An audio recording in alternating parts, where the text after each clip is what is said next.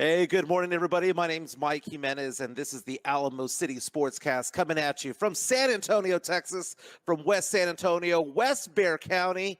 Joe Garcia producing today's show. And Joe, we have one hell of a lineup, and I am dressed for this show. You've got the Cowboys gear on, but I've got my Spurs NBA Jam DeJounte Murray shirt on for a reason. You dug it out of the closet. Yeah, I did. I literally went into my closet and I found it. I was like, oh my God. So we have a lot to get into. Typically we just chop it up a little bit, see how we're doing, but we can't do that today. We have so much to get into. Again, our chat lines are open. We're live on Facebook, live on YouTube, live on Twitter. Also, we are available on major podcast platforms later on in the day. Don't forget to subscribe, like and subscribe, especially on YouTube as well. I did post this on Spurs and Salsa on Facebook, man. So, because I know we're going to be talking about the Spurs, but we have a lot to get into today. First and foremost, I thought it was a joke. I was on Twitter about 35 minutes ago, and I saw a post saying that the Spurs may have trade interest in getting back DeJounte Murray. And I thought, this is a fake website. And then I saw Shams Charania of The Athletic talking about it.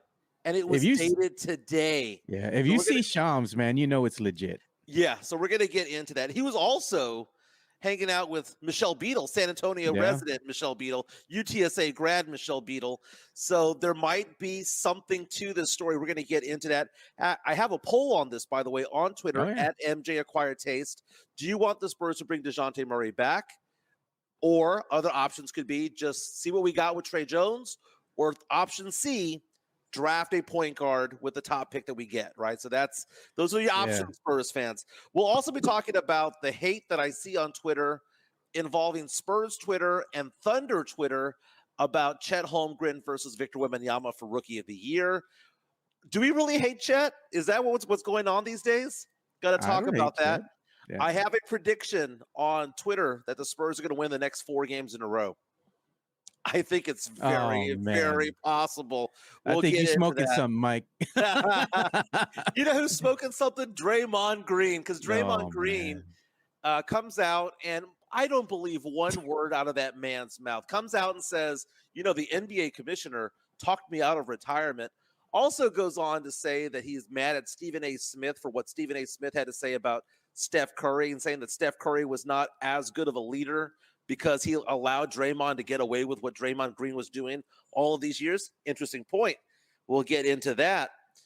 John Morant, poor guy, man. Not only is was he suspended for 25 games, but now he's out for the year with a shoulder injury.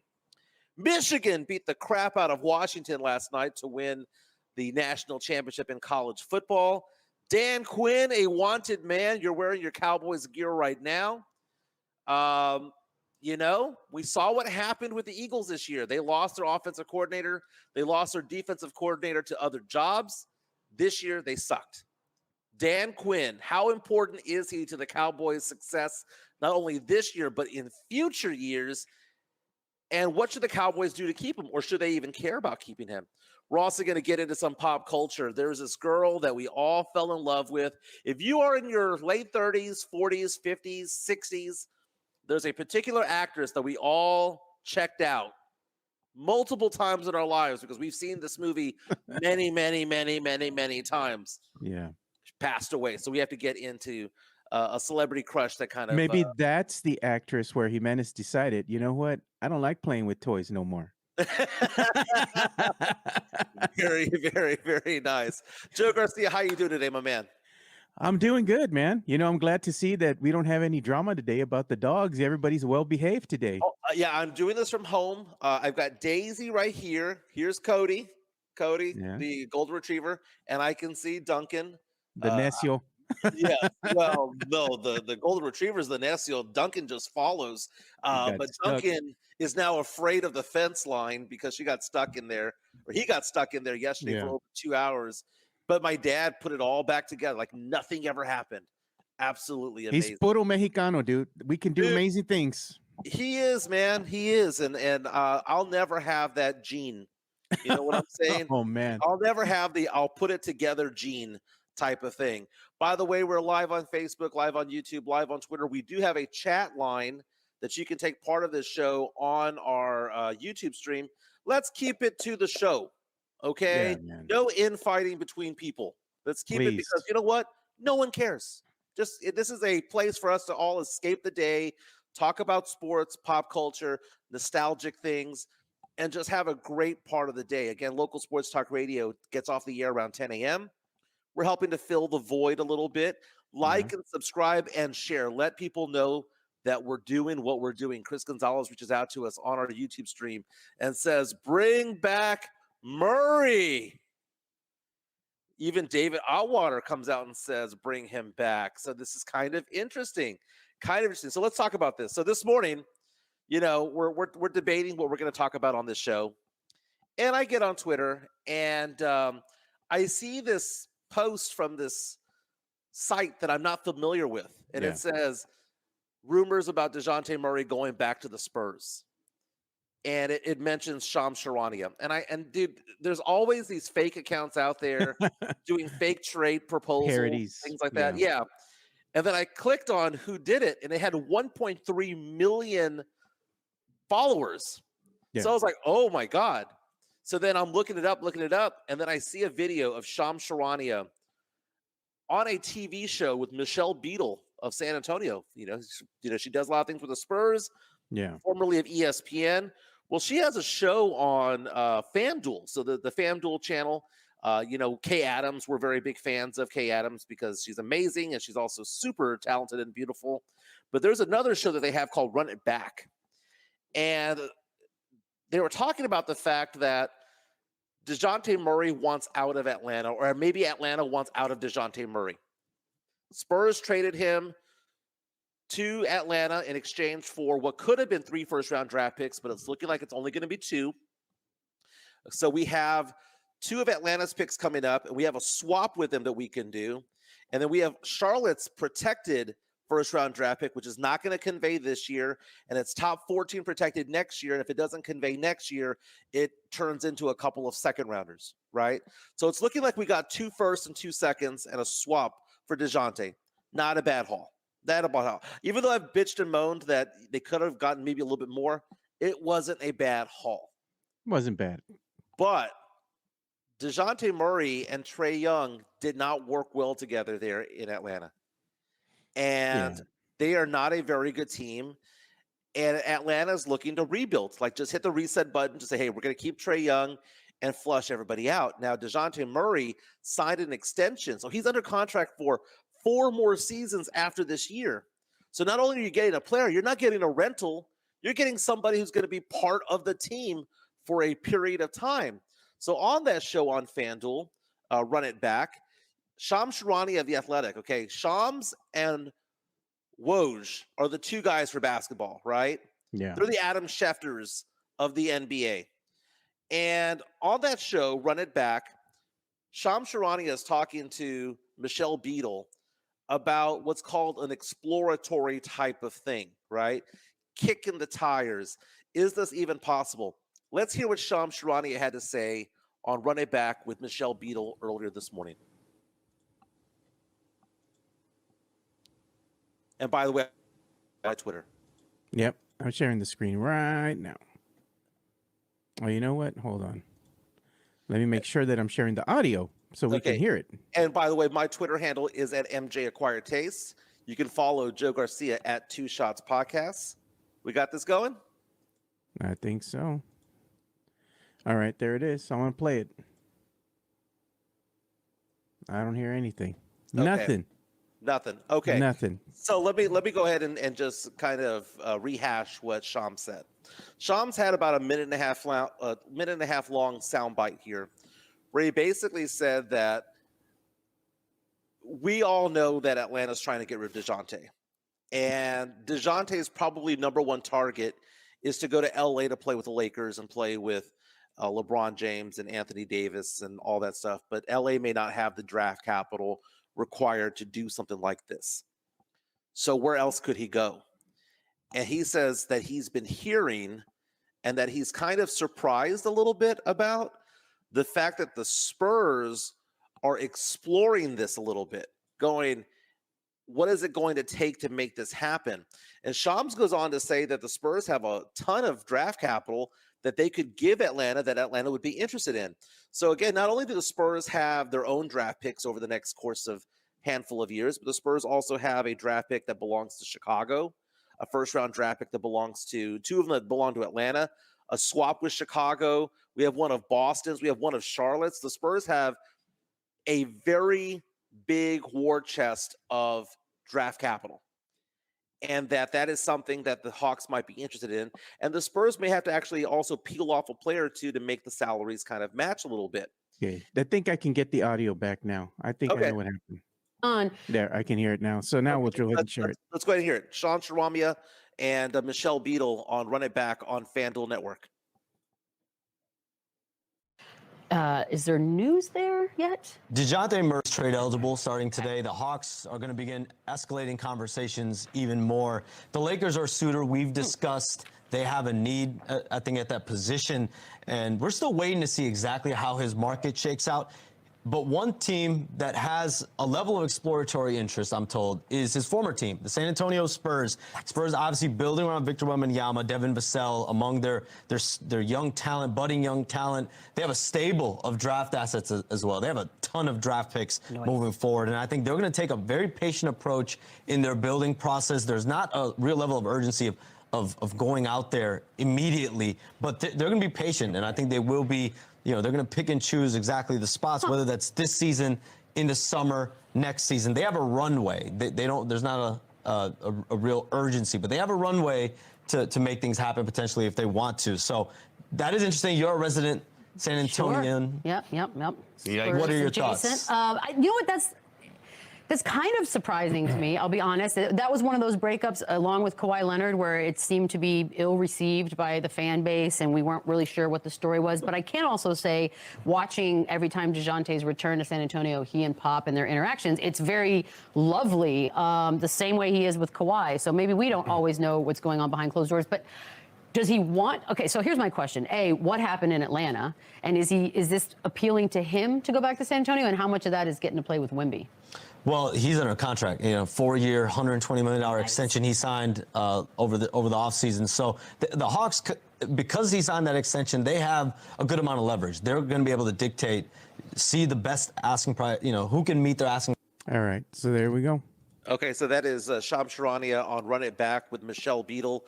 Lots to unpack there because, Michelle Beadle talks about the fact that Spurs fans were a little bit jilted when it came to it all because DeJounte, ultimately, when he walked out the door, started talking a little bit of trash about San Antonio. And San Antonians get a little upset about things like that, because we are a small market team, a small market city. And there are players who are young, like a DeJounte Murray, who want to go play in Atlanta, want to go play in LA because they can go have a life there that they want as far as the nightlife is concerned. Spurs fans, for 20 years, we were treated to a Tim Duncan, a Tony Parker, a Manu Ginobili, who didn't live that life. But a lot of young players do. And when he says things like, well, there's nothing to do in San Antonio, he's not lying. There's nothing to do in San Antonio for a multimillionaire young man. There isn't. What, the Pearl? Come on, man. So I understand why there was some animosity towards DeJounte Murray afterwards. But as Michelle Beadle pointed out, when DeJounte is back in town, he gets nothing of love from the Spurs, from Pop, from the coaches, from the owners. So there's a respect factor that's there. So I posted a poll on Twitter at MJ Acquired Taste asking this question. And I posted this poll, Joe, just 45 minutes ago. Already we have about 100 votes in. And I asked the question, do you want the Spurs to get DeJounte Murray back in exchange for draft picks? He had 3 choices here. Option number 1 was, yes, bring DeJounte home. Option number 2 is no, give Trey Jones a chance at starting point guard. Option number 3 is, you know what? Let's focus on getting one in the draft instead. Let's get a point guard in the draft. And right now, 100 votes in less than 45 minutes, 57% saying that they want to bring DeJounte Murray back home. 57%. I'm going to vote live right now, by the way. Okay. Bring DeJounte home. It's still at 57% right there. Then you've got 13% saying give Trey Jones a chance, and about 30 saying draft a point guard instead. So it appears as though, as an initial check of all this, the temperature, the pulse of Spurs fans right now is to say, you know what? Bring him home. Let's bring him home. And Tavarius reaches out to us on our YouTube stream over here. Again, you can take part in the show with our chat line. Tavarius comes back and says that he believes that DeJounte is a bad match for Wemby. I don't know if I agree with that. He was a bad match for DeMar DeRozan. He was not a bad match for Wemby.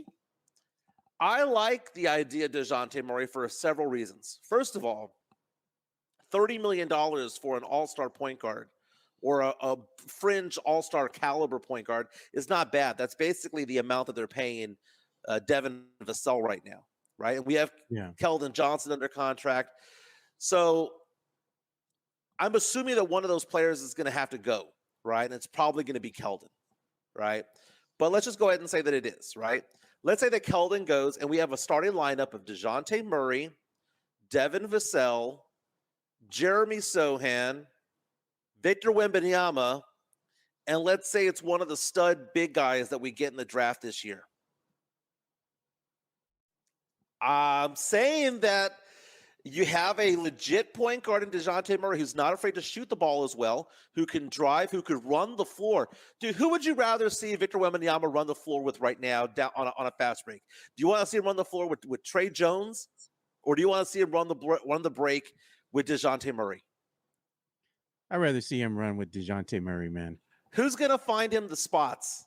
Who's going to be able to pass it in? DeJounte at 6'5", 6'6"? I'm just saying. Yeah. What are the other options? And people forget right now, DeJounte, if he was to come back to the San Antonio Spurs, what is he going to bring? Much needed veteran leadership in the locker room, and out there on the court. Well, DeJounte is 26 years old, so he's still young. He's only 2 years older than Trey Jones. I mean, Trey Jones is 2 years. You would think that there's like a 5 or 6 year gap between the two. Trey Jones had his birthday yesterday. He's 2 years younger than DeJounte Murray. I find this to be interesting, but it's going to cost some draft capital. And I'm sure they're going to want to have one of their picks back. I'm sure they're going to maybe want to have a Chicago pick or whatever the case may be. But 2 first-rounders or 2 first-rounders in Keldon, I mean, I can see that. This reminds me of the movie Draft Day, where you trade for somebody and then you want your draft capital back, and you're like, I want them all back, you pancake-eating MFer, Look at this. You have this comment right here by Jordan Schneider watching us on YouTube. He's saying Dougie, Devontae, Malachi's Raptors pick, and 1 Hawk pick. Okay, so a poo-poo platter. Yeah, we do have the pick right now of the Toronto Raptors. The Raptors pick this year is top 6 protected. The Spurs do have, think about this. The Spurs have the possibility next season of having 5 first-round draft picks. 5. Yeah. We have our own. We have Atlanta's. We have Chicago's. We have Charlotte's. And potentially we might have Toronto's next year if it doesn't convey this year. Do we need 4 or 5 first rounders in 1 year? No. What if I said, hey, what if we had 2 first rounders and DeJounte? Would that intrigue you? Because that's the thing. And a lot of people are reaching out to us right now saying that DeJounte is toxic. Was he really toxic? I never found DeJounte Murray to be toxic. He wasn't Kawhi Leonard. He had a lot to say, I think, once he left the San Antonio Spurs organization. And now you got to understand one thing. Everybody has their own point of view. They have their own truths. DeJounte was basically voicing, this is how he felt. The Spurs made him feel this way. Well, that's what he said. Well, Spurs fans, San Antonians in general, get their panties in a twist when it comes to people saying that we live in a poor city or we live in a boring city. But guess what, fellas? We live in a poor city and we also live in a boring city. You know how poor we were? Last night I was watching the NCAA championship game, Michigan and Washington, and I'm taking a look at the exteriors of NRG Stadium there, the dome over there in Houston, and I'm comparing and contrasting to what that place looks like compared to the Alamo Dome. Yeah, no comparison. There's no comparison, man. No comparison. Hanova Fist reaches out to us and says, TP didn't live that life, LOL. He didn't live that life necessarily all the time, all day, every day. He wasn't James Harden, okay? But the dude was kind of shady. Reach out to us on Twitter. I'm at MJ Acquired Taste. Joe is at Two Shots Podcast. What do you think about DeJounte Murray potentially coming back to the Spurs? Now, Shams Charania just said that it's exploratory. Didn't say that any offers have been made or anything like that. But exploratory means that there is some interest that he's hearing from the San Antonio Spurs when it comes to this. Now, why would DeJounte want to come back? Well, there's a big difference between coming back and playing with Jakob Poeltl versus coming back to play with Victor Wembanyama. Yeah. There is something there. And if you think that the team could be better because you're there, because they would be better with DeJounte. DeJounte is better than Sochan at point guard. He is better than Trey Jones at point guard. He is better than any point guard we have. He made an all-star team, not for Atlanta. Joe, what team was he on when he made the all-star team? San Antonio Spurs. Yes, averaging 21 points, 5 assists, 5 rebounds. You see, here's the dilemma that Spurs fans are in right now. They're getting enamored with this rumor, exploratory. I've been hearing this rumor for about the last month or so. And you see it on different outlets. Some of them might not be reputable, but you've been hearing the rumblings. It's been out there on some reputable sites and some reputable posts that I've seen on social media. So this is nothing new that you're hearing about the Spurs looking into maybe acquiring DeJounte. Right. The problem is Spurs fans are like, oh, it's going to be great to get DeJounte back. He's going to be out on the court with our starting 5. Possibly playing alongside not only Wemby, but Keldon Johnson. Pump the brakes. Keldon's probably out the brakes. Keldon's probably out the door. Sochan might be out the door. He might be out the door too. You got to get rid of some pieces that maybe have become fan favorites in order to get somebody that you traded away to Atlanta. And in order to acquire him again, you think Atlanta's going to say, oh, yeah, we'll go ahead and take some scrubs and some draft picks. Yeah, that's good enough. No, it's not. I would say 2 first-rounders, Keldon Johnson, and an expiring deal might make that happen. And maybe a Sochan to kind of sweeten the pot.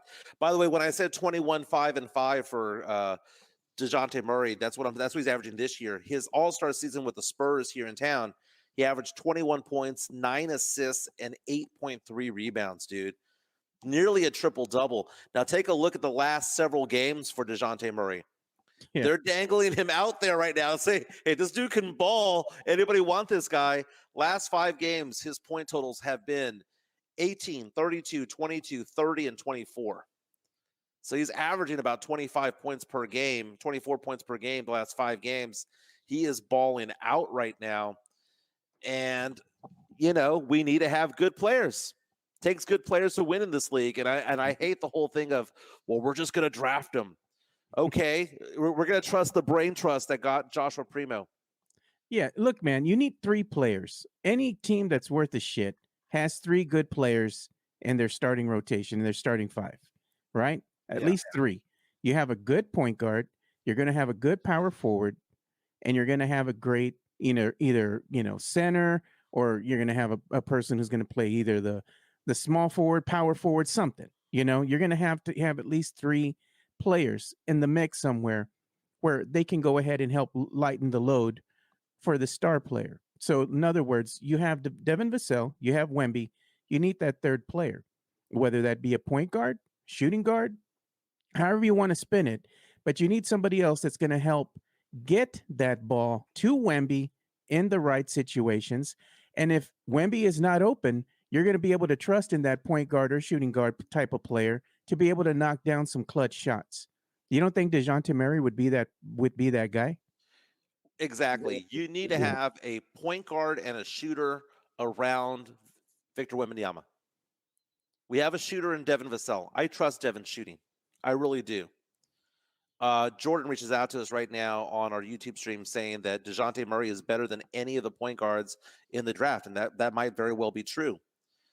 Get a 3-and-D wing in the draft, and it's filling out the roster around him, because if you were to tell me that we have a team that has DeJounte Murray, Devin Vassell, and Victor Wembanyama, I'm thinking to myself, okay, we've got 3 pieces that would actually play quality minutes for a championship team. So let's say that we were going to have a championship caliber team like the Boston Celtics Yeah. or the Milwaukee Bucks, right? And I would ask myself the question, would Victor Wembanyama sniff the court if he played for those teams? And the answer is yes. Would Devin Vassell? Yes. Would DeJounte Murray? Yes. So because of that, I look at it and I think to myself, you get those 3 guys there in a starting lineup, that is a good thing. And that might actually help out a player like a Jeremy Sochan to do the dirty work, that what he specializes in, which is basically grab some boards, play some defense, and yeah, that's it. We don't need to have DeJounte, we don't need to have Jeremy Sochan going out there and playing the point or chunking up 3-pointers or whatever the case may be. Just have him be who he is, which is a odds and ends kind of guy. And that's not a bad thing. Yeah, look, I think DeJounte gets a lot of flack from Spurs fans because of what he said, and, maybe his production out there on the court, and the thing is that DeJounte was surrounded by talent that we don't have now, as far as, one Victor Wembanyama. That's a game changer. Maybe that makes this trade a little bit more attractive to DeJounte if they ask him, hey, would you like to go ahead and go back to San Antonio? We're going to go ahead and do this trade. Clutch Sports in the past, they probably would have said, heck to the no, man. We don't want him to go back San Antonio. There's nothing there.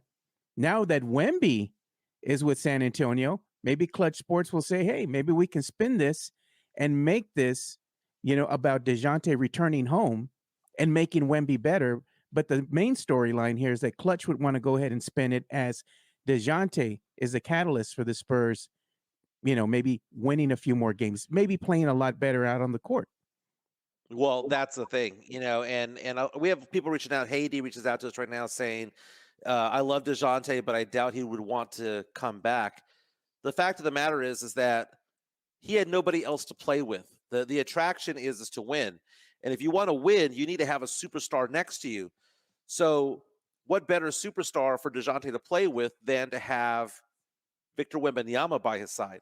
Yeah. Victor's been playing so well, even with the minutes restriction.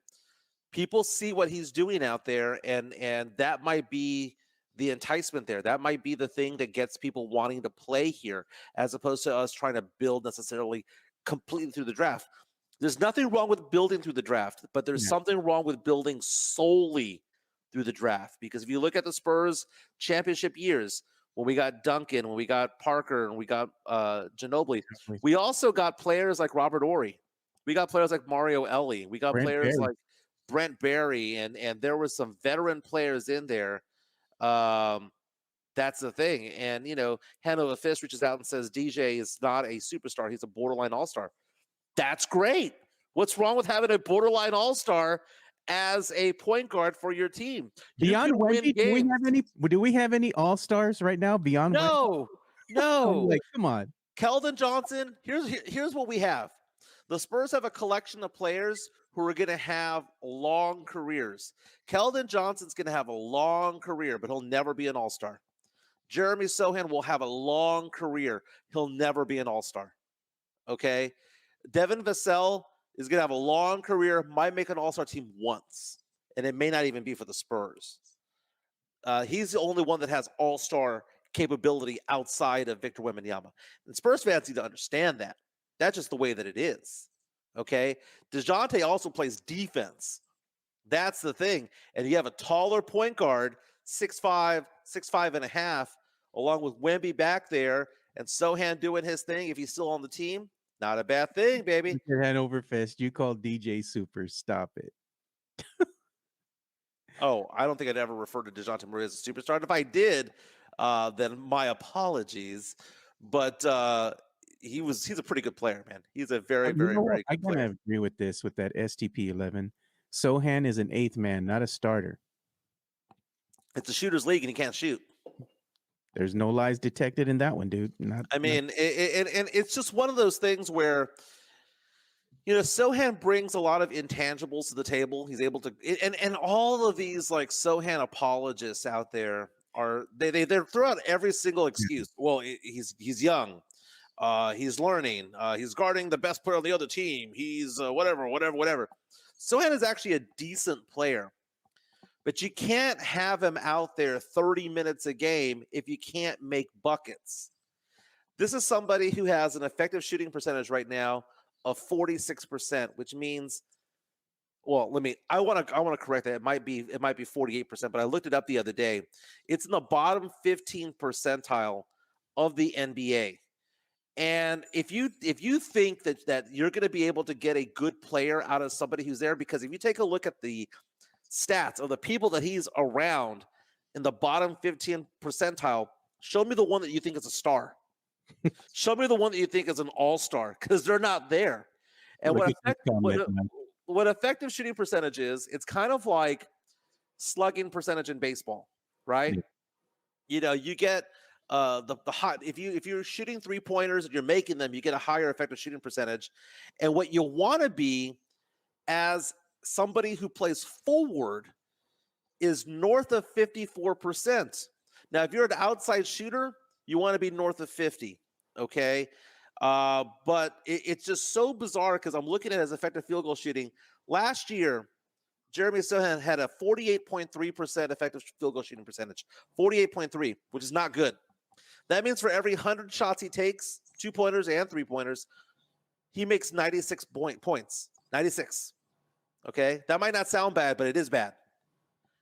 Devin Vassell has a 56% effective field goal shooting percentage, which means that when he shoots 100 times, no matter where he is on, he's not making 96 points. He's making 112. Doug McDermott, by the way, for every 100 shots he takes, makes about 120 points. It is all the analytics of basketball. And the fact of the matter is that Jeremy Sochan is on the outside looking in when it comes to it. That's not me being a hater. By the way, he was 48.3% last year. He's 48.1 this year. So even with the improvement on the 3-point shot, his efficiency has actually gotten worse because his 2-point shooting has gone from 52% to 45. Hey, he ain't it, man. He doesn't shoot. He can't shoot.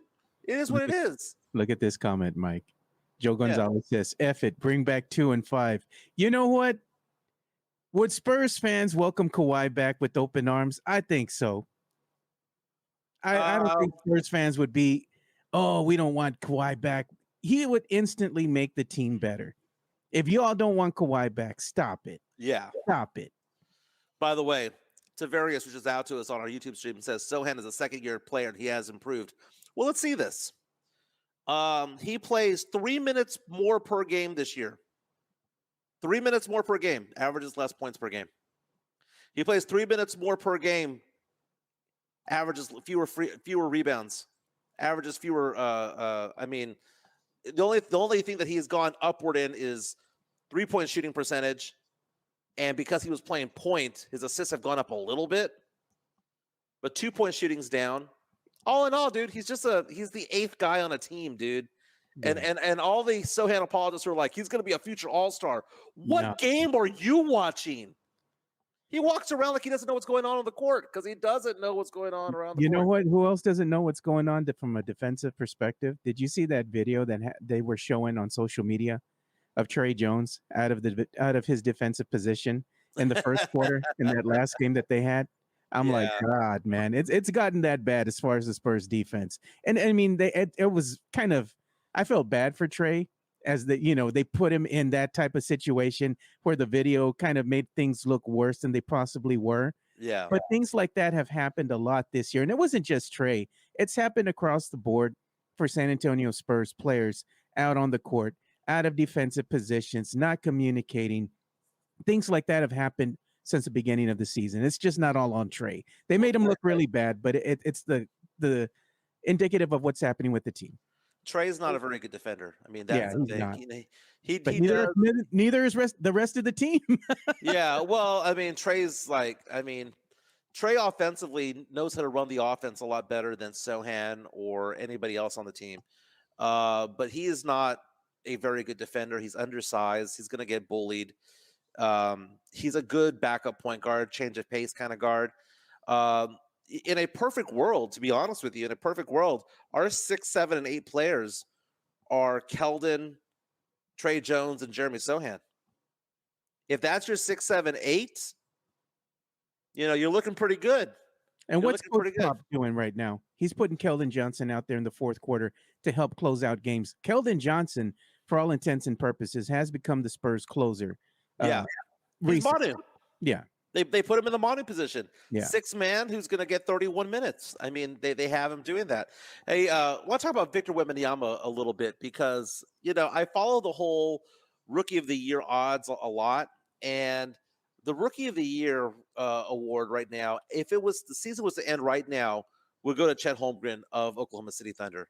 And a lot of Spurs fans don't want to hear that because they're like, well, Wemby's the star and Chet Holmgren will never be the star that Wemby is. I get that.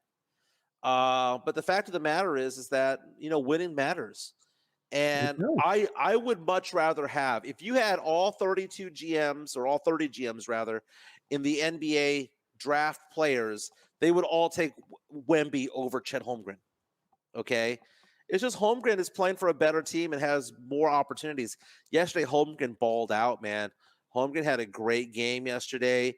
And as of right now, most casinos have him at minus 150, which is a nice way of saying a 65% chance of winning Rookie of the Year. Wemby has been trimming away at that lead. His odds are getting a little bit better. But Wemby right now is on that minutes restriction. Yeah. So if there's any reason why he's not going to win Rookie of the Year, the number one reason might not be because Chet is better. It might not be because of the number of wins. It might be because minutes restrictions are keeping him from being on the court. And even though he's going out there and averaging 19 points and 10 rebounds and 3 blocks, even though all that stuff, here's the thing. I was looking at DraftKings Defensive Player of the Year odds. Yeah. Wemby might make first team. Oh, no doubt. No, there's no doubt in my mind that he's going to make first team. Because right now, 5th in the odds of winning Defensive Player of the Year, 5th is Victor Wembanyama because he leads the league in blocks. He does. Do you know who's 3rd? Chet. Yep. Chet brings it on both sides of the court, man. He's not just knocking down open threes. And I will say that though, the Spurs gripe right there that Chet has has Shai Gilgeous-Alexander, has all these other good players over there. He's wide open. That is true. But Chet also brings it on the defensive side as well, dude. Look at what Tavares said. I kind of agree with him in this one. Chet is winning because he is winning according to the media. And that's the thing with the media. The media, and everybody got mad at me when I said this earlier on in the season. I said that the media right now is spinning it as far as Chet goes. They want Chet to be the front runner for Rookie of the Year, and the media has been spinning that narrative since earlier on in the season. When I said the same thing, people on Twitter came after me and said, "Oh, you're just a hater and blah, blah, blah." And I'm like, look, don't hate the messenger, man. I'm just telling you the way that the media is spinning the narrative right now. Every time you turn on the TV mic, what do you see? Chet. Chet. You don't really talk about Wemby that much. And the only time that they really talk about Wemby on a national scene is when they have no freaking choice. Case in point, what happened with the TNT nationally televised game, Spurs versus Bucks. They had no choice but to talk about Wemby because he was holding his own against Giannis. He had that black block on Giannis. He was putting on a show, and that's the Spurs force, or should I say Wemby forcing the media, the national media, to talk about him. But for case in point, though, right now, if you look at the stats and you put them right there, side by side, Wemby is a little bit better than Chet right now. No, you can't say that. You can't say that. And I'm not. No, you can't say that. And the reason why I disagree with you, Joe, is because I know we look at it and we go, okay, Chet is Wemby has 19 points per game. Chet is at 18. Which one's better, 19 versus 18? Yeah. Right? Wemby averages 9 rebounds per game. Chet averages 8, which is better, 9 or 8. Would you rather have a 19-9 or an 18-8 guy? Wemby's averaging 3.3 blocks. He's averaging 2.5, right? And you try to compare the two together, right? Defensively, both of them are considered to be top 5 defenders this year in the NBA as rookies. Chet's a better 3-point shooter, no doubt. Well, he's more efficient all around offensively, okay? Because, I'm looking at Chet Holmgren's last 10 games here. Look at his shooting: 11 for 14, 8 for 15, 5 for 9, 5 for 9, 7 for 10, 9 of 14, 9 of 14, 8 of 13. Dude, he's over 50% all the time, and he's knocking down threes along the way. So so if Chet wins this, I'm not going to fault voters for doing it. I'm not going to say that it's a media comparison. But the reason why I say that you can't compare the two is that, Wemby's balling out on a team that's 5-30 or whatever the Spurs record is right now. Chet Holmgren is doing those stats in games that matter. In games that matter, that people give a crap about. You see, it's different to put up 20 and 10 on a team that no one's watching, that a team that's getting blown up by 20 or 30 points. Chet is doing this on a stage for a team that might be one of the top-ranked teams in the West. They're not going to be a play-in tournament kind of team. Oklahoma City Thunder right now, looking at their record, the second best record in the West, 24-11. Play one game out of first place overall behind Minnesota. They're playing games that matter, and Chet is doing this in games that matter. And it's different. And I know he has a better lineup, but you know what? They're the second youngest team in the league compared to the Spurs. The Spurs are the first youngest team. Well, here's my rebuttal, though. It's not like he has veterans. Yeah, well, here's my rebuttal to you. And some of the marquee matchups that you've had Wemby going up against some of the upper echelon talent, Wemby has done a good defensive job against some of the better, players in the NBA. And he's put up, let's say, decent enough numbers. He is a rookie. He is learning. But Wemby wants to win. And I think that's the one thing that keeps propelling him to even want to do better and better when he's paired against a player like Giannis, for example. He wants to rise to that occasion. Now, I will give you that. That is something, because if Giannis goes up against Wemby, Giannis will get blocked like we saw in that game a week ago, right? Yeah. Giannis goes up against Chet. Chet is going to end up on his ass, okay? So it's a different thing. And I'm not trying to say that I think that Chet is in the same caliber or league as what Victor Wembanyama is.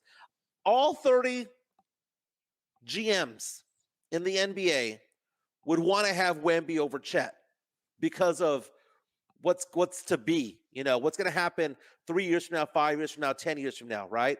Would rather have that because Chet Holmgren will never be a superstar. Chet Holmgren will be an all-star, but he'll never be a superstar. Wemby will be the superstar, okay? May not be as efficient, but he will be the superstar. Did you hear what Shaq said? What's that? They were saying on TNT against, when the Spurs were playing the Bucks. And he said something to the effect of, somebody said, "Oh, we've never seen a person as at 7'3" move and play the game quite like Wemby." And Shaq's rebuttal was, "Yeah, you have. His name is Bol Bol." And I'm like, yeah. I'm like, come on, man. And they showed, even Shaq went and put up some highlights of Bol Bol the other day when he was balling out there with Phoenix. And he said, "I told you all." And I'm like, but the thing is that Bol Bol doesn't do that every single game. Bol Bol is not amazing. He's not that explosive type of player. He is gifted at his size, though. Well, here's the thing. Shaq is a hack when it comes to sports takes. And the reason why I say that is he's trying to get a rise out of people without actually thinking about it. He doesn't have any conviction in what he says, right? A lot of times people think that I'm being a contrarian when it comes to certain things. I'm not. You've been labeled the Sochan hater. Well, it's because I don't understand what the Sochan lovers see. I watch the same games. I go to the same games.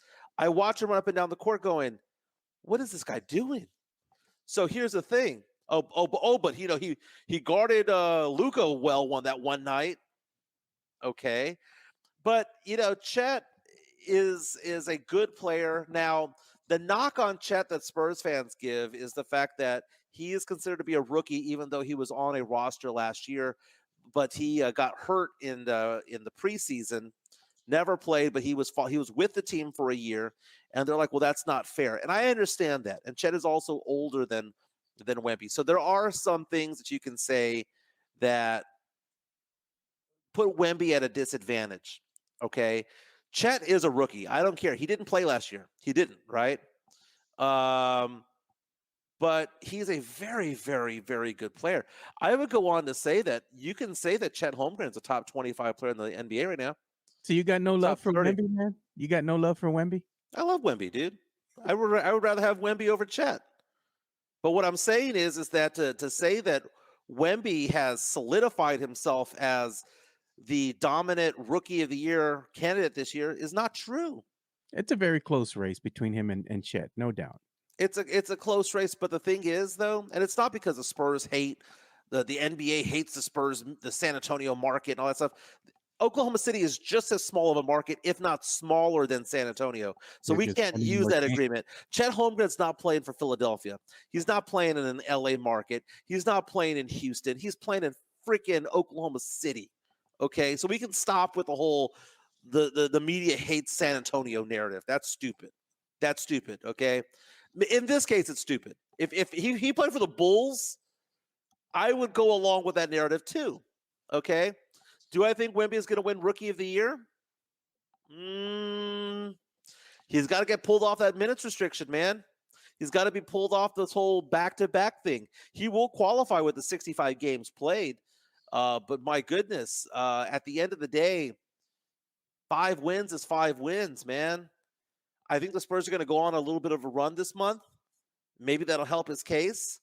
But for those who are coming out saying, well, Wemby's playing, I mean, Chet's playing for a better team and he's got an all-star guy and all that.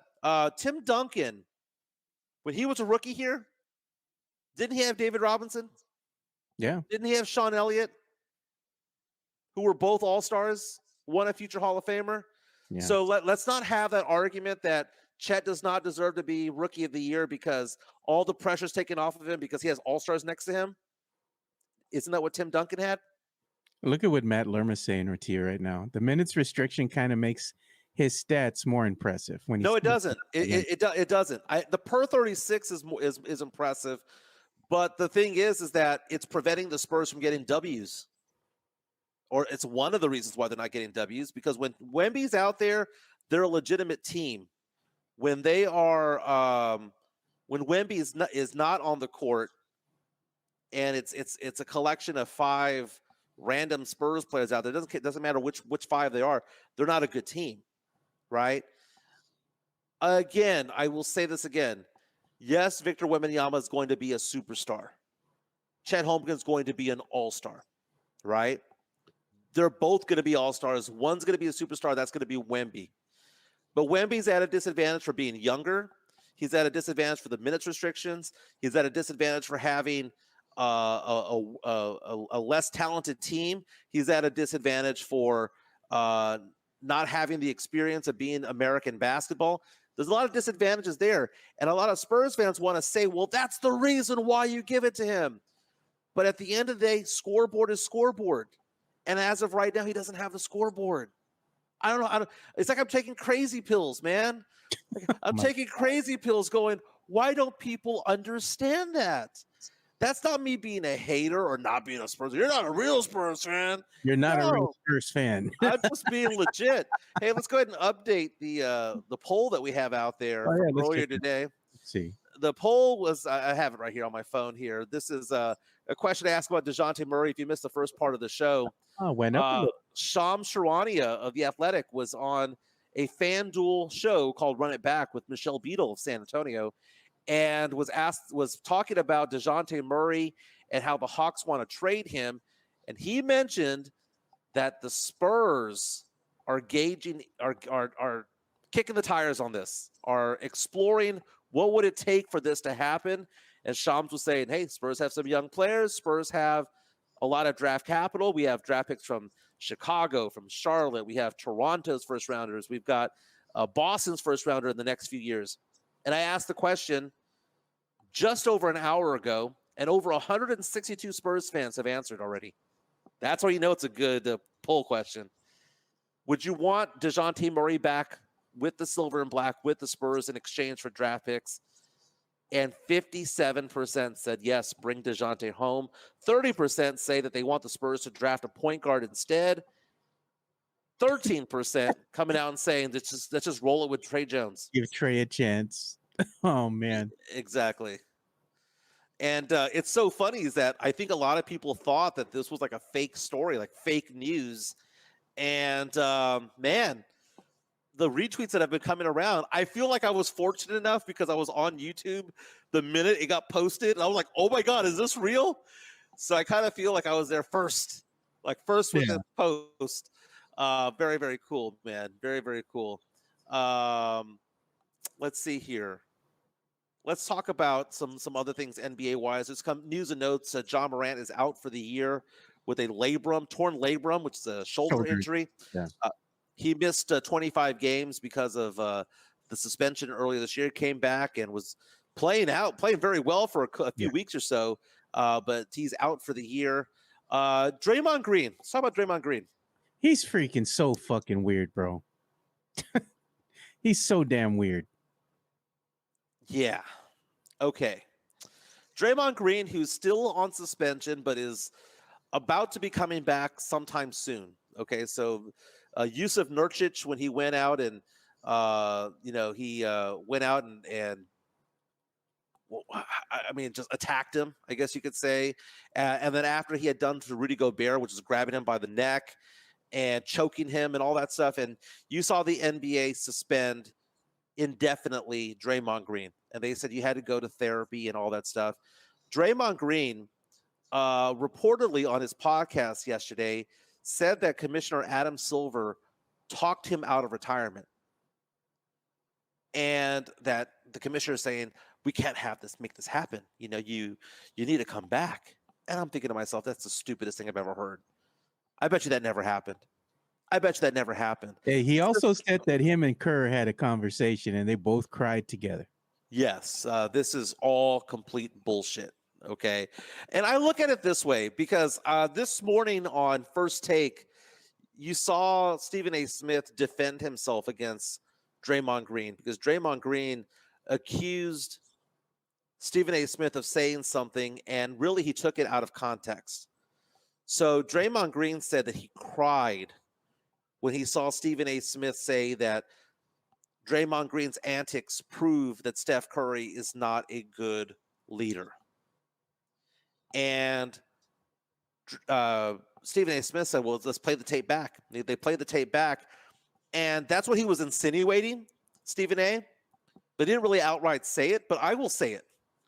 It shows that there's no leadership from Steph Curry when it comes to Draymond Green, and it shows that there's piss poor leadership from Steve Kerr when it comes to Draymond Green, because if you allow it, you condone it. All those attacks and all those players, Jordan Poole, his own teammate, getting punched out at practice, the dozens of technical fouls, the suspension after suspension, 4 suspensions in 1 calendar year. If you allow it and you defend that person time and time again, that's not being a good teammate. That's not being a good coach. That is condoning the behavior. So if Stephen A. didn't necessarily say that he believed that Steph Curry was not as good of a leader because of all this, I'll say it. I'll finish the statement. Yeah. That's what it is. You know what? He did say something that was very telling to me, and he was like, Kerr came over, when I got the news that he was, going to be suspended or, for an indefinite period of time until the league decided to go ahead and reinstate him. And he said, Kerr came over and told him basically, hey, let's finish this thing off the right way. Let's do it the right way. In other words, kind of telling him, don't think about retirement. We still need you here on the team. We want you to finish your stint. Basically, that's why I took it with the Golden State Warriors the right way. So to me, that seems like Kerr is telling him, look, man, you have one shot to go ahead and solidify how you want to end your career here with the Warriors. Do you want to end it on a low note or a high note? and just come back, play with the team, make the best out of a bad situation, and we'll be done with it at that point. It seems to me like Kerr is telling them after this season, they're both parting ways. Yeah, You know? and they'll probably part ways with Klay Thompson as well. This is the swan song, the final farewell of the Golden State Warriors, and they'll probably blow up the team. They've got to do something because, I mean, you have Kuminga over there who is saying that he doesn't get played and that he's unhappy and he wants to be gone. What direction is this team going to go in? Will Steve Kerr even be part of that direction? You know, that's a big part of it all. Spurs fans want Kerr to pick Oh. up the helm after Pop. I know I do. I don't want him. Dude, they're the same person, man. They're the exact same person. Like, it would be so it would be so seamless of a transition to go from that, because Copy paste. Kerr with the Kerr's Pop 20 years ago. Yeah. They're both jerks. You know, Steve Kerr comes off like, people think that he's like the nicest guy in the world. No, he's a cute guy with a baby face for his age. But the guy's a dick. Okay? So they're the same people. They're the same people towards the media. They're the same people towards the players. It's a carbon copy. I've said that Steve Kerr is more Pop than he is Jackson. Just the way that I look at it. People reaching out to us on our YouTube stream. James Molina reaches out and says Steph Curry has never been a leader, but he's an all-time great nonetheless. Caps 210 saying that Steve Kerr is going the Phil Jackson route.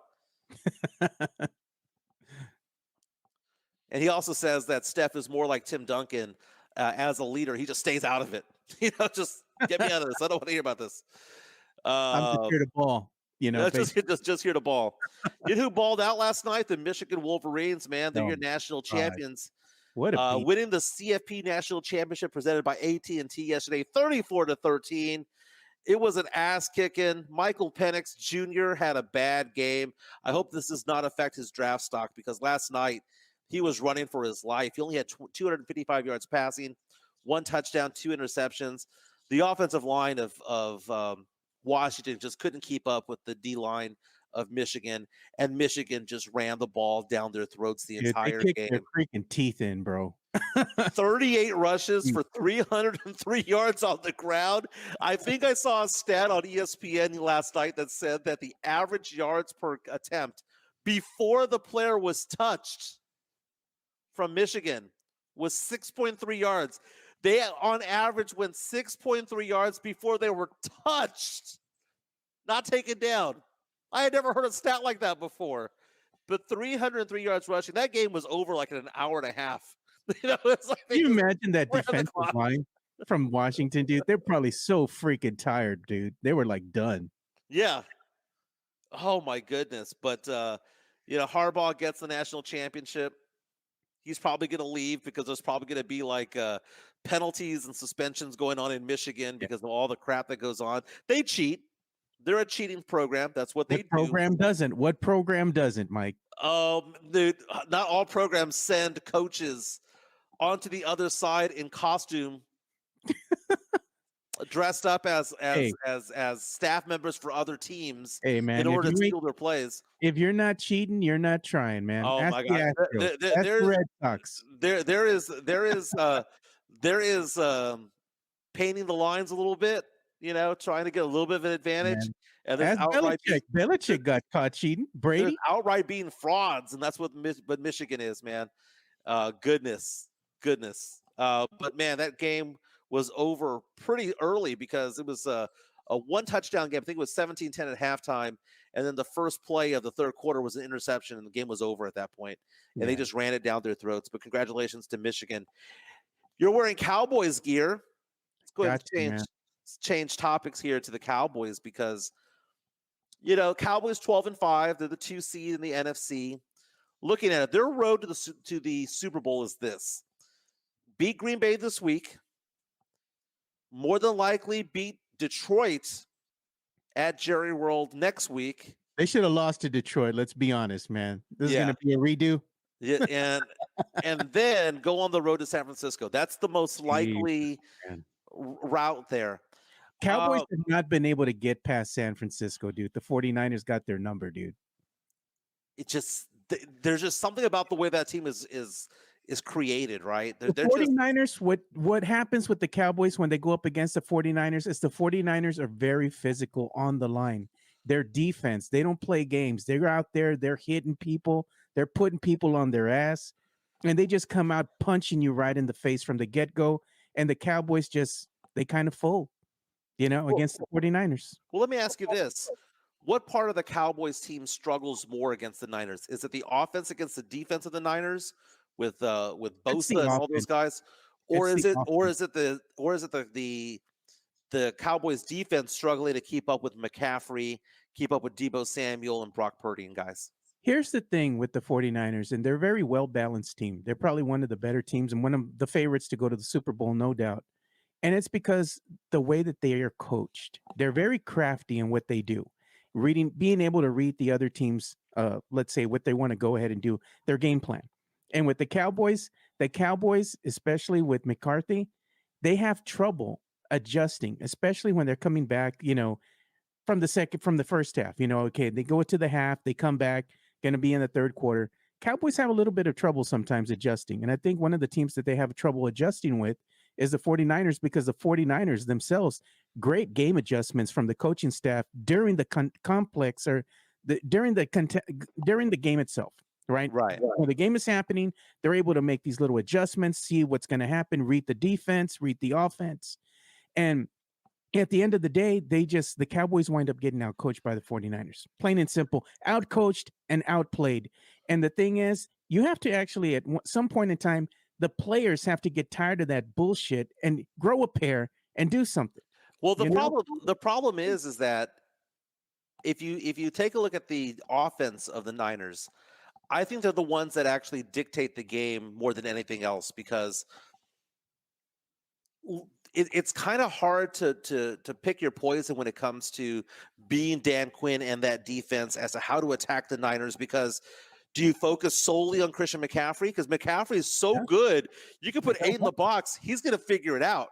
Mm-hmm. And if you do put 8 in the box, you've got George Kittle running routes. You got Deebo Samuel, Brandon Ayuk. I mean, they have so many weapons on the offensive side of the ball. It's ridiculous what they can do. And then whenever you see the defense of the Cowboys start to buckle a little bit, it becomes difficult. The Cowboys are a great front-running team. They get to a lead, they keep the lead, they win games. Not so good from playing behind. You punch them in the mouth of the first quarter, Cowboys just wilt, man. That's how you know if the Cowboys are going to have a good day or not. If the Cowboys are winning or tied 6 minutes into the game, they're going to win. If they're down, they're going to lose. Yeah. And it's just so funny how that is. I'll never understand the Cowboys that way, but I think that this is a good opportunity for this team to make the NFC Championship game for the first time since 1996. Yeah. It's been a while, but you take a look at this team. They're playing 2 games at home. Undefeated at home. Undefeated at home for a long, long time. It's been about 2 years. They're the only team in the NFL this year that's undefeated at home. So there's a chance. But if you think about the Packers right now and Jordan Love as the quarterback over there, he's been playing pretty good, man. He has been. The last 10 games, Jordan Love is arguably a top 10 quarterback the last 10 games. You might look at his stats from the entire season and think to yourself, oh, well, I mean, you compare that to Dak. I mean, he's nothing. But you have to understand, he plays outdoors. He plays in cold weather. He plays in windy weather. Plays on the frozen tundra, Mike. Dak Prescott in 17 games will more than likely play 12 or 13 of those games in a dome. Okay? Nothing against Dak Prescott. Okay? But you know how we were talking about earlier about how Chet Holmgren versus Victor Wembanyama, and it's like, well, Holmgren plays with a better team, and he's the third option on the team, all that stuff. Dak Prescott is a very good quarterback. He's a good quarterback in this league. But you have to understand, he also plays in a climate-controlled building 2/3 of the season. So what you're saying you said You send his ass out to Miami, they lose. You send his ass out to Buffalo, they lose. Yeah. They only beat teams like Washington on the road. Yeah. That's I the get what you're saying. problem. They lose to Philadelphia on the road. You're They calling Dakota. they lose to Arizona on the road. Oh Lord. So When you're they calling, play on grass on the road in open air, yeah, Dak is not the same guy. you're calling Dakota Rain Prescott an indoor dog, He is, basically. he is the Michael Jimenez of quarterbacks. He's the indoor dog. That's just who he is. Yeah. And Joe Gonzalez bringing up a good point. What if the Rams win? Dude, I think right now, whether it's the Rams or the Lions going into Jerry World, whichever one it is, it's a difficult matchup, man, because you look at the Lions, I mean, they have a ballsy head coach, for good or for bad. They've got good running backs. Jahmyr Gibbs doing a pretty decent job out there. Jared Goff doesn't make a lot of mistakes. You have some decent receivers. You have a very good tight end out there in Laporta. A pretty decent defense. They have a winning culture that they're trying to develop right now.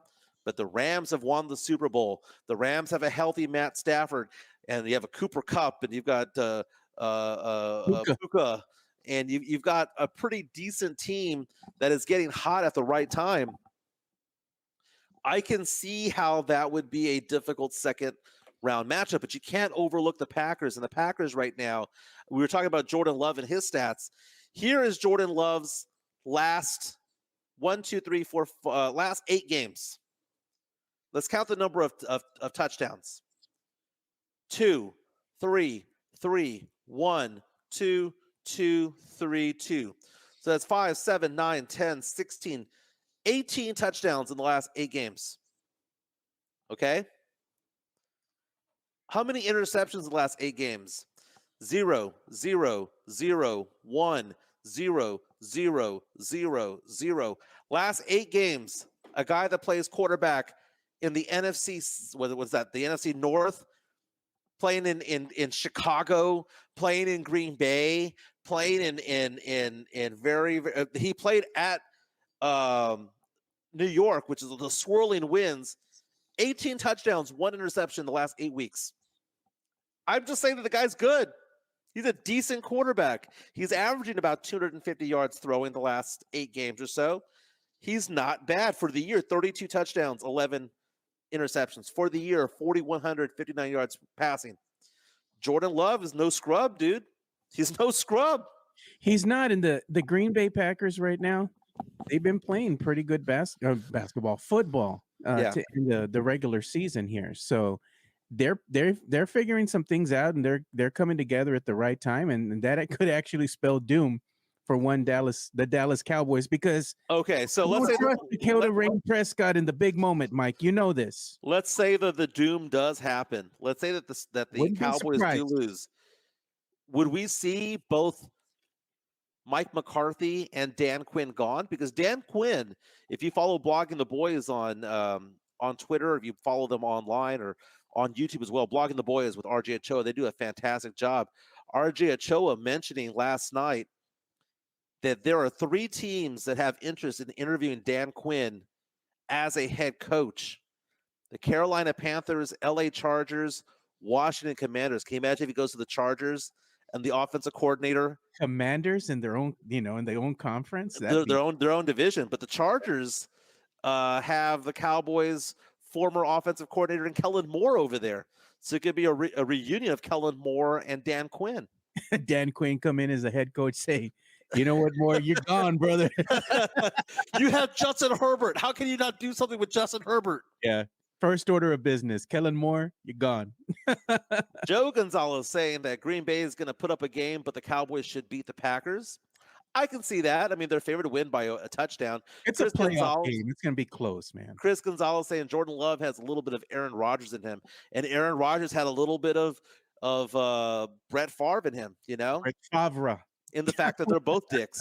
So, Brett Favre steals from poor people in Mississippi, allegedly. Well, then, yeah, he does that too. You have that too, so he is a dick in that regards. Man, we've talked about a lot today. This has been the first show that we've done in a while where it's just like and we were talking about this yesterday. We talked about we aired Dirty Laundry on the show yesterday. How this show needs to be like, boom, let's get back to sports and pop culture, and boom, boom, boom, boom, boom. Get some good topics in there. That DeJounte Murray thing, man, gave me a chub this morning. I was like, whoa, we have something to talk about here. You want to switch it up to pop culture, or do you want to still talk sports, Joe? Let's go ahead and switch it up to pop culture, because I'm looking at the actress that you're talking about earlier. So I'm going to go ahead and find a good picture of her, man, from the movie. Oh, my goodness. You know, we all have these celebrity crushes that some of them we know their names. Like we know that Tiffany Amber Tyson is Kelly Kapowski, right? We know about Alyssa Milano was from Who's the Boss and all that stuff. But there's always that one where it's like we all had the hots for, but we never knew her name.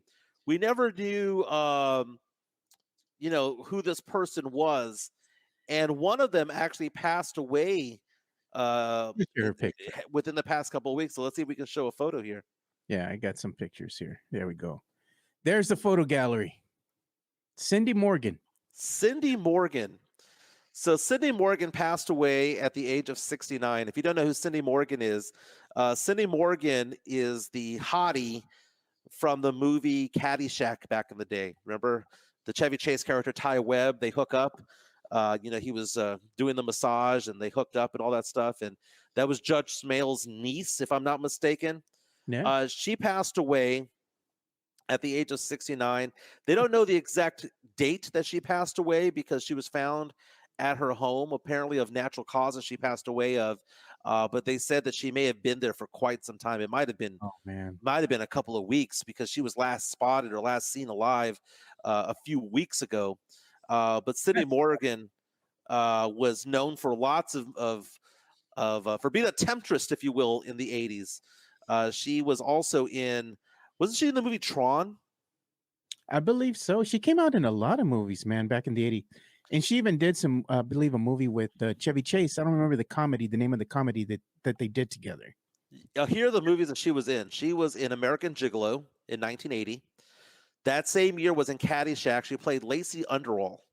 She was Laura and Yori in Tron. Caddyshack, yeah. And the last movie she was in was back in 2016.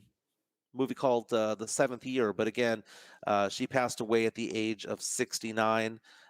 Cindy Morgan, one of the hotties that we all knew and loved and would check out, but none of us knew her name though, right? Because she didn't become Kim Cattrall, right? Kim Cattrall. Would you say out of the 1980s, who's the hottie from the 80s in the movies that had the longevity? Would it be Kim Cattrall? Because Kim Cattrall was in Porky's. She was in Police Academy. She was in Mannequin, if I'm not mistaken. Later on in life would become she would be on Sex and the City as it wasn't Samantha. What was her name? Oh yeah, Samantha. She was Samantha, if I'm not mistaken.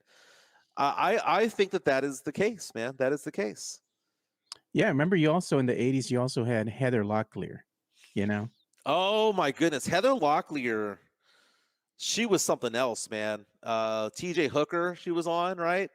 That was with Adrian Zemed and William Shatner. I remember my dad watching that show. Now that I think about it, it was probably for her. Who was that actress that came out on that series back in the 80s called The Fall Guy? The Fall Guy. She was hot, dude. The Fall Guy was a pretty decent show, man. I forgot her name, but she was hot, dude. I'm gonna look that up. Chris Gonzalez reaches out to us. Heather Thomas is who you're talking about. Okay. Yeah. First of all, if you want to see a Heather Thomas scene, look up Heather Thomas when it comes to Battle of the Network Stars. There's a thing that she does where she's going up a ladder and the camera's following Heather Locklear and Heather Thomas. And it was a Battle of the Heathers. That 15-second stretch of film has probably, dirtied a lot of socks over the years. You said that and the dogs went crazy, bro. Damn. I'll show a picture of her, man. Let's see. Here she is. There she is, man. Very nice. Yeah, Heather man. Thomas. Look up on YouTube real fast. Heather Thomas, Battle of the Network Stars. All right, let me see if I can find it. That is and while you look that up, James Molina, which is out to us on our YouTube stream, says no one was hotter than Kim Cattrall back in the day. She howled, baby, just like my dogs. She Hey, man. howled. Kim Cattrall, man, she was hot, dude. Do you remember Mannequin? You remember that old movie Mannequin? Dude, she was hot there too, bro. Joe Gonzalez was down and says Phoebe Cates from Fast Times at Ridgemont High. That was the scene where she walks the dream sequence when he's jerking off in the bathroom and she's getting out of the pool and she has the red bikini and she shows her stuff. That's not bad. Not bad. Did you find Battle of the Network Stars? Looking at it right now. Sees Battle of the Network Stars full episode from it's a full episode. 1982, Locklear, Heather Thomas. Oh, dude, there's a scene in there where it just follows. Oh, hold on. I think it just follows Heather Thomas's ass for like 15 seconds. Yeah, I think this is it right here. Let's see this. This is pure gold. This is pure gold right here. Let's see that. We don't even need to have sound. We don't even need to have sound. No, I'm not going to play the sound. We'll probably get right. It's her going upstairs, right? Yeah. She's getting ready. Well, here comes Heather Thomas. Here comes the camera. The cameraman's doing the Lord's work. Yeah, oh my God! There it is. Heather Thomas. Woo! 1982. I was 5 years old, man. But Heather Thomas brought it. And you know what's so funny is that I remember that because ESPN used to show Battle of the Network Stars replays. And it would show like it was like ESPN Classic would show it. Yeah. And I remember watching it. It's just like thinking this was funny, like ABC against CBS against NBC against whatever. And then I saw that Heather Thomas one. And I was like, who is this chick? I was not old enough to know who this was. Oh, and as Matt Larimer reaches out to us on YouTube and says, you guys are old. Who are these ladies? You know what? Real fast, can we call up Heather Thomas again? Just that one. Oh God. That. Okay, we're gonna show you this one more time. Locked on Spurs. Jeff Garcia says, Susanna Hoffs will be my number one from my day. Jeff, you and I both agree on that. My first celebrity crush was Susanna Hoffs. But was she built for speed or comfort? She was built for speed, baby. Yeah, you know Jeff's type, bro. All right. Let's see Heather Thomas one last time. Okay. One last time. Just look at, I mean, this isn't even slow motion. This is just her doing her thing. Heather Thomas is one of those hotties from back in the day that people forgot about. We all remember Kim Cattrall. We all remember Heather Locklear. We all remember, what was that girl, Bobby Brown from the Cherry Pie video? Yeah. There she is. But look at this. Look at this. Look at this. Hey, but you remembered this once I said the Fall Guy and we started looking up, who she was. Yeah. Yeah, and then, oh my God, look at Joe Gonzalez. The cameraman understood the assignment. He did. I don't even know what she's in. Is she like gonna swim or what is she doing? I have no idea, bro. She looks like she's on some type of swing. Oh my goodness. Oh, I think what they're gonna do is that she's gonna get dunked in the. There she goes. There she goes. There she goes. Oh wait. Cochino Mike. Dude, this is classic, man. I mean, look at this. Why'd you pause it? Keep going. They didn't change it. Going? They didn't pause it. Let's see this. Heather Thomas got dunked in the dunking booth wearing a blue one piece. The one piece, for the classy women out there. And is she going to go down the stairs? Please tell me. Oh, there you go. Oh my gosh. She knew the assignment, dude. She knows what she was doing. 1982, Heather Thomas knew what she was doing. She got dunked again. Se bañó tres. Yeah, man, this is when, I could just imagine there were no VCRs back then, right? You may have had a Betamax. Imagine being a 13, 14, 15-year-old boy and watching this at home going, what the hell is happening? Hey, man, that's why everybody was watching The Fall Guy, bro. Yeah. She was the Sydney Sweeney of 1982. By the way, Sydney Sweeney, holy crap, that is the one seed of one seeds these days.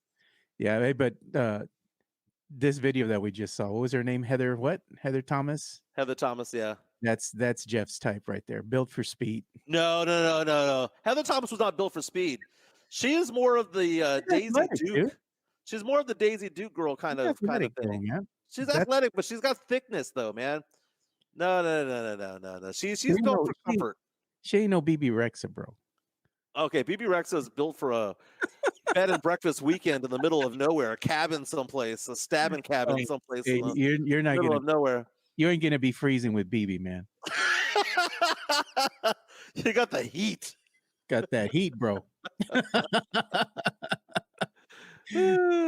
My dogs got excited for some reason. They all jumped on the table. Look at this. I'm being. My dogs are like, "Is it time for the show to be over?" It's already 11:30. They're probably saying, "Is it time for us to go and dig under the fence again?"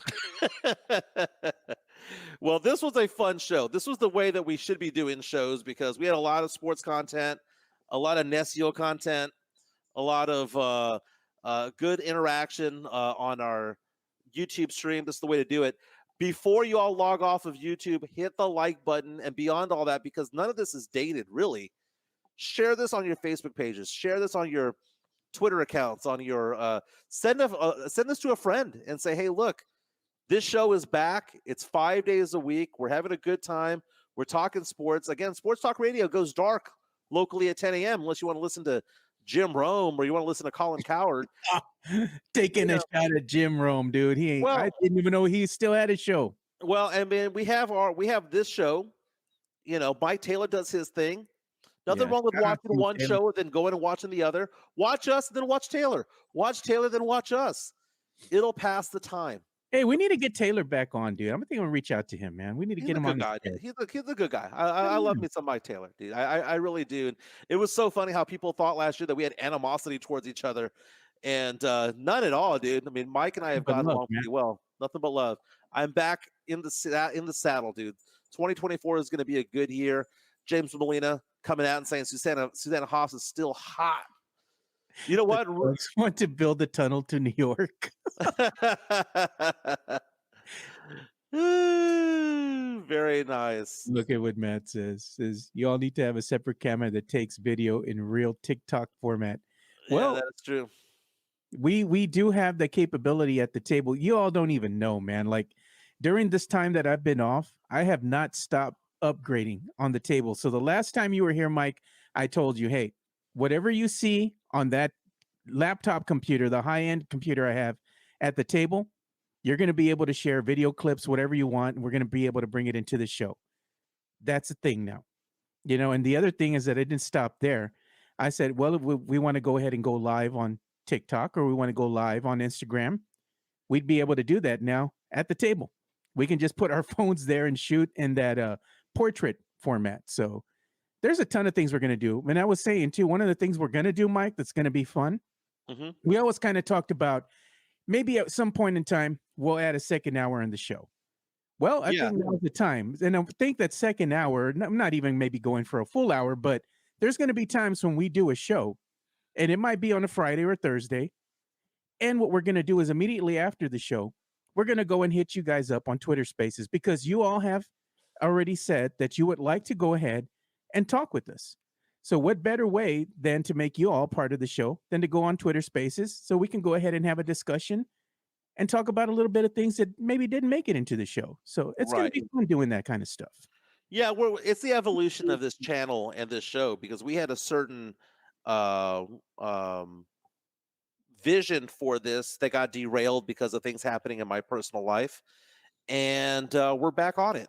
Yeah, you know, we're back on it, and the ability for me to do the show at your studio for a couple of days and me to do it here at home makes it easier because I can get off the air and go back to work. You know, got to pay the bills, got to pay the mortgage here in this house.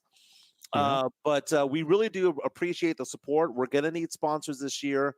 We're going to need to have some guests. I would like to have when I'm over at your studio a guest there, maybe an Anthony Pittman, is somebody that we've been looking at. Jeff Garcia, Carolina Teague, but there'll be others that we can throw out there as well that could be good to spur the conversation.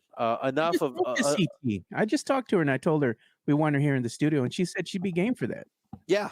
We got to make all this happen and make this a bigger and better thing, because we stalled on the growth. We were out of the gate really fast, did very well. I got derailed, and the growth stalled. But right now, I'm seeing that our subscription numbers have gone up. They're inching upward again.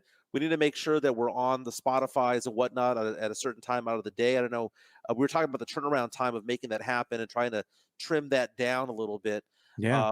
But I know that people have been wanting this to be a midday show, but our work schedules kind of prevent that from happening at the time being. But this has been a fun show. I know you need to log on to your work, and I've got to get going for mine. $5. Hey, we got a tip coming in. Drew Show coming in saying, I can imagine the Twitter Spaces. Oh boy, audience of people thinking it's hard to say mean things in tweets. We're gonna try to make this a friendlier spot there, Drew. Yeah, that's the thing, is that I don't think there should be haymakers being thrown between listeners and whatnot, because as I mentioned, and I think Drew, you did a really good job of pointing out the other day, that you wanted the show to go back to its original format, which was sports, which was pop culture, which was nostalgia, which was fun topics as an escape, as opposed to machismo in either direction, right? Yeah. Now we will have conversations about my dogs, because my dogs do bad things, but all three of them, I can see all three right now. Daisy's on top of the table. Cody is right here at my feet, and Duncan is outside because he likes being in the cold. That's what Huskies do. Malamutes do. But we're getting back to basics, man. Getting back to basics, and we're going to hit it hard, and we're going to make this a fantastic show. I think today's show is the best one we've had in weeks. Yeah. So or the best one of the year so far. Best one of the year. Do the like and subscribe. Send this to your friends. And you know what's so funny is that the numbers that we get when it comes to how many people listen or watch, we don't know. Okay? Because YouTube does a shitty job of adding up who's watching the show. They used to do a pretty good job about it. And now they don't even count anymore. And I don't trust their numbers. And then Twitter's doing this thing where they erase the content for some reason. So we have to resend the link. And then Facebook is doing its thing. But we need to be a little bit more available on the Spotify's, the iHeart apps and things like that, because that's just where it's at. But beyond all that, I was refereeing a high school basketball game last week. I got some games this week, today, by the way. Refereeing a high school basketball game. And I'm about to officiate this game, and I am the umpire 2 in the game. And we're about to do a jump ball to start the game, maybe about 2 minutes from start of tip-off. This guy comes up to me and whispers in my ear. Not whispers, but he says it really lowly in my ear. How the dog's doing? I heard they got out. Oh. And that was me at Highlands High School. And it's funny. And then I had another referee come up to me and go, dude, I listen to your podcast. And it's just one of those things where we don't know how big this is going to blow up or how big it has blown up. Yeah. But the fact of the matter is, I watched, and Matt Lambert talking about 100 views. The views that are on there, Matt, they're not counting who's actually watching in real time. They used to. They used to count them. And then they used to count various things, and they're not anymore. And I'm kind of questioning why is that? And then also the number of people who watch on Facebook. Dude, I probably have more people watching on Facebook than YouTube. I bet you more people watch on Twitter than on YouTube. No, definitely on Twitter, yeah. And it's just like you add it all up. We need to double and triple our numbers, but we can't do it on our own. We need our listeners and our viewers to spread the word and copy and paste it and send a link on their own Facebook page, on their own whatever. Tell them to like and subscribe, because if we want to get this show to be to that next level that we envisioned 6 months ago, we need help in doing so. Drew Show, thank you so much for the tip. Thank you for being part of our family over here, and maybe some meet and greets, getting out there, getting the word out, which would be great. Thank you again to MCS General Contracting for supporting us over the time. To Jeff Garcia from Locked On Spurs and Ken's 5. We got to talk about Mudslingers has been really good to us. Mad Pecker Brewery has been good to us. we got to get this going a little bit more. And as Matt says, got to funnel those Facebook, Twitter, Twitter. Yeah. And I meet so many people who say, I watch it on Facebook. Yeah. And you know, it's a necessary evil. It really is. But anyway, fellas, everyone have a great day. This has been a fun show. If you guys have any comments or want to have any topics discussed, reach out to me on Twitter at MJAcquireTaste or Joe at Two Shots Podcast, and we'll make it happen. You'll have a great day. Fantastic Tuesday. It's going to be super cold next week. Jeez. Keep 16 degrees next Wednesday. You gotta have a BB Rex to keep you warm. That's right, baby. That's right. R.I.P. to what was her name again? Who? Is it Cindy Thomas? Yeah, Cindy Thomas. Cindy Thomas. R.I.P. Man, we loved you in on that role, Lacey Underall in Caddyshack. R.I.P. Everyone have a fantastic day. Go Spurs tomorrow. They take on the Pistons tomorrow. It's going to be the first of 4 in a row that they win. Oh, Lord. See you guys tomorrow. See you boys tomorrow. Peace.